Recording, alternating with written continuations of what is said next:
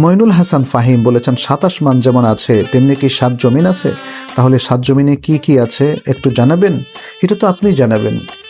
7 আসমান যেমন আছে 7 জমিন। আচ্ছা, সরি, আমি ভাবলাম যে যেমন কেউ কেউ বলছে জমিনের ভিতরে 7 আসমান আছে, সে প্রশ্ন নয়। আপনি বলেছেন 7 আসমান যেমন আছেন 7 জমিন, অর্থাৎ জমিনের নিচে বিভিন্ন তবাকা আছে।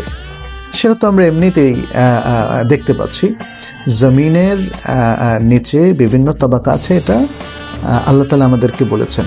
এখন আল্লাহর সেই অসীম জ্ঞানের যে বিষয়গুলো, সেগুলো এখনো পর্যন্ত আসলে আমাদের সামনে সেভাবে স্পষ্ট করে মানুষ তুলতে পারেনি, মানুষের অক্ষমতার কারণে। কি যেমন 7 আসমান, মানুষ কি প্রথম আসমান ভেদ করে যেতে পেরেছে? মানুষ কিন্তু এখনো প্রথম আসমান ভেদ করে যেতে পারেনি। ঠিক তেমনি জমিনের নিচে আমরা যতটুকু জানি, অনেক সময় খনিজ পদার্থ নেওয়ার জন্য মানুষ তাদের কিছু ইনভেস্টিগেশনের টিম সেখানে কাজ করেছে, ফলে তারা পুরো জমিনটাকে এক্সপেরিয়েন্স করা এবং 7 তবকটাকে পরীক্ষা করে দেখার সুযোগ লাভ করেনি, কারণ মানুষের সেই সক্ষমতা এখনো অর্জিত হয়নি। দেখা যাক অদূর ভবিষ্যতে আল্লাহ তাদেরকে সেই ক্ষমতা দেন কিনা বা সামর্থ্য দেন কিনা, তখন আমরা দেখব। কিন্তু আমাদের ওহির যেহেতু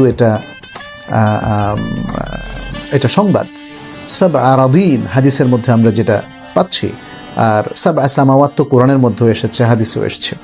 সুতরাং ওহির এই ইনফরমেশনগুলোকে আমাদের অবশ্যই বিশ্বাস করতে হবে, সত্য বলে মেনে নিতে হবে। এর বাইরে সেটা আমরা মানে নিজে ফিজিক্যালি আবিষ্কার করতে পারি আর না পারি তাতে কিছু যায় আসে না।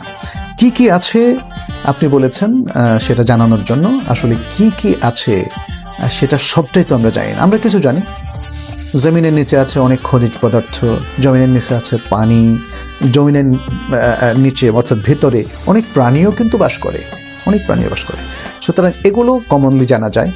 আর যেগুলো আমরা বা মানব জাতি হিসেবে আমরা এখনও জানতে পারিনি, এরকম অনেক কিছু সেখানে আছে যেটা হয়তো আমাদেরকে অপেক্ষা করতে হবে জানার জন্য।